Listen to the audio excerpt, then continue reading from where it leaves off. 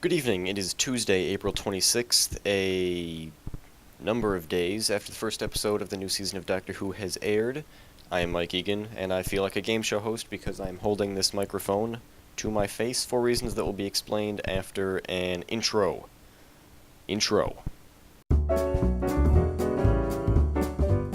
That was beautiful. I had to use all of my editing skills put together just to make that. It was stunning, in a word, to me.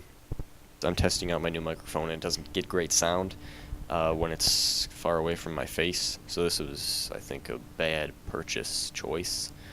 And after I failed to create some sort of tape-based stand for it, that failed, so here we are in this format, with the standing and the holding of the microphone, and we're okay.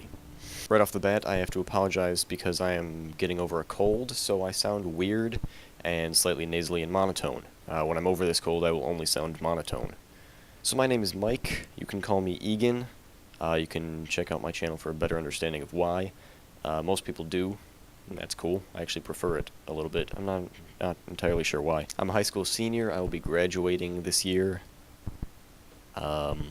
I will be going to Lewis University here in Illinois this fall, majoring in multimedia production under communications. So, Carmen, nice to know that another one of us is majoring in communications. Pretty cool. I guess that's why we're all on YouTube. We're all interested in relatively the same thing. So it was nice to meet you, and whoever is after me on Wednesday, I apologize. I do not know, but I look forward to seeing that. And Kira, I'm sorry to hear about your technical difficulties. If there's anything we can do to help, let us know, and we will try to do so, I'm sure. Seems like a good group of people. Happy people. People. I'm a people person.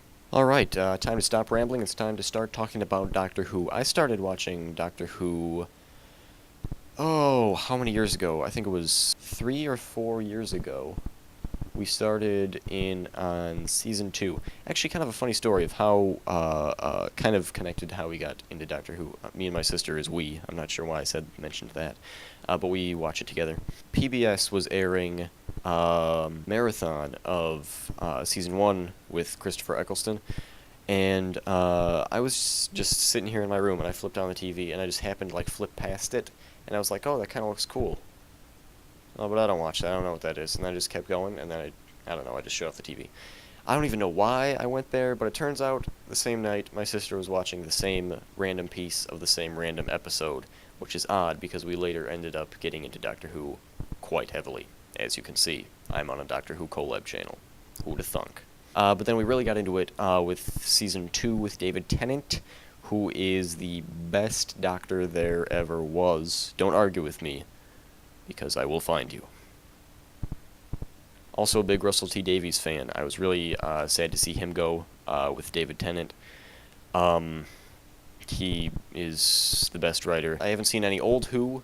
I'm not really inclined to, but I'm certainly not opposed to it, so I'm just kind of indifferent to it. I'm a big fan of the new stuff, though. I think Matt Smith is doing a great job as the Doctor. Amy and Rory are great as well, and I was pretty glad to see Rivermaker return. I want to see the conclusion of that storyline because it always intrigued me back when it started in Silence in the Library in Season 4.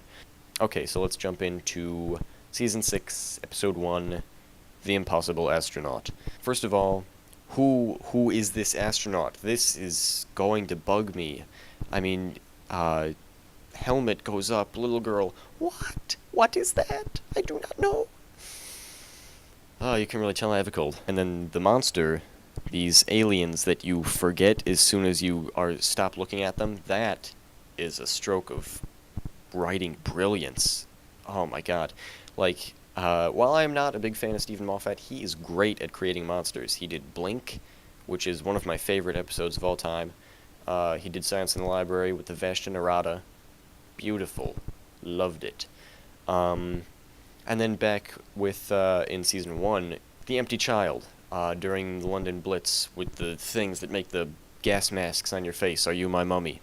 That was really good as well. Those are actually some of my favorite episodes, written by Stephen Moffat. Moving on to this episode. I did actually like at the beginning, the whole Doctor is having adventures through time while Amy and Rory have been settled down. It kind of recaps that they parted ways at the end of season 5, and then he sends out the invitations and they all meet. And then he gives Amy the wrong age at the beach, which is kind of a little odd thing. You see it first, and they're like, wait, it's been how many years? They're like, oh, he's a time traveler, it's fine. And then, and then he comes back, and we're like, oh, what? Crazy. Crazy. And he's like, oh, yeah, I got this invitation. Who's it from? Oh, I can't wait to see. And they're all like, oh. And number 1 was him. Very clever. Harkening back to Artemis Fowl, very nice. Carmen, you mentioned something that I actually didn't think about. God, this cold is destroying my brain grapes. Okay, just in general, it wasn't very new viewer friendly. Like, you kind of had to know the backstory of these characters, of Amy and Rory and River, to kind of know what was going on. Then, with the whole going to President Nixon, I really like that. I thought that was funny how he just takes charge. And they're all like, how would you, what? Okay. I thought that was very doctorish. I liked that he picked up on the fact that Washington, Hamilton, Jefferson, Hamilton, Washington was street names rather than the name of the kid calling. I thought River, her speech, her heartfelt speech to Rory was interesting and most likely foreshadowing. I mean, but it'll be interesting to see where that goes, obviously. River really intrigues me as a character ever since Silence in the Library. She's like, oh, I know who you are, and we've done all this stuff, and you don't know who I am. And I was like, ho.